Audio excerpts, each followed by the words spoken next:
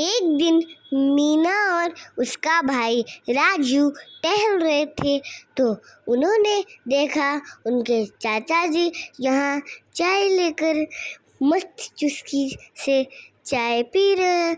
तो उन्होंने बोला, चाचा जी हमें एक या बहुत सारे कहानी सुनाइए ना। तो फिर चाचा जी ने बोला, चलो सुना देते हैं कहानी। तो फिर जब एक कहानी खत्म हुई तो दूसरी कहानी सुनाने के लिए बोल दिया मीना ने। फिर तीसरी, फिर चौथी, फिर पांचवी, फिर छठवीं, सातवीं, आठवीं, नौवीं, 10वीं। फिर राजू ने बोला और एक कहानी। फिर मीना ने बोला और कहानी। राजू ने बोला और कहानी। फिर तरकीब लगाया चाचा जी ने कि अब कोई ऐसी कहानी सुनाते हैं जो ख़त्म ही ना हो, जिससे मुझे छुटकारा मिल जाएगा। तो फिर उन्होंने एक कहानी सुनाया जिसमें वो कह रहे थे कि एक पेड़ था जिसमें बहुत सारे चिड़िया रहते थे।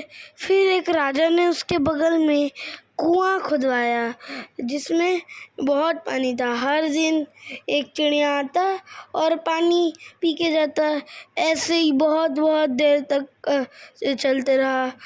चिड़िया आता, पानी पीता, उड़ता। चिड़िया आता, पानी पीता, फुर से उड़ जाता।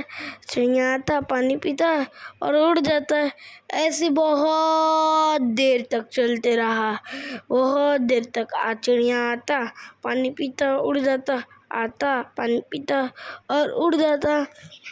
उसके बाद फिर राजू ने कहा, ये कब तक चलेगा और ये ख़त्म कब होगा? फिर चाचा जी ने कहा, जब तक सारी की सारी चिड़िया उड़ नहीं जाती पानी पी के और कुएं का पानी जब तक ख़त्म नहीं होगा तब तक तो वो लोग आते ही रहेंगे पानी पीने। तो पता नहीं है कब ख़त्म होगा। जब हाँ, एक चीज़ मैं कह सकता हूँ कि जब तक उस कुएं में पानी है तब तक तो चिड़िया आते रहेगा। और वैसे भी उसका पानी कभी ख़त्म नहीं होगा क्योंकि हमेशा बारिश होता है तो उसमें पानी भर ही जाता है।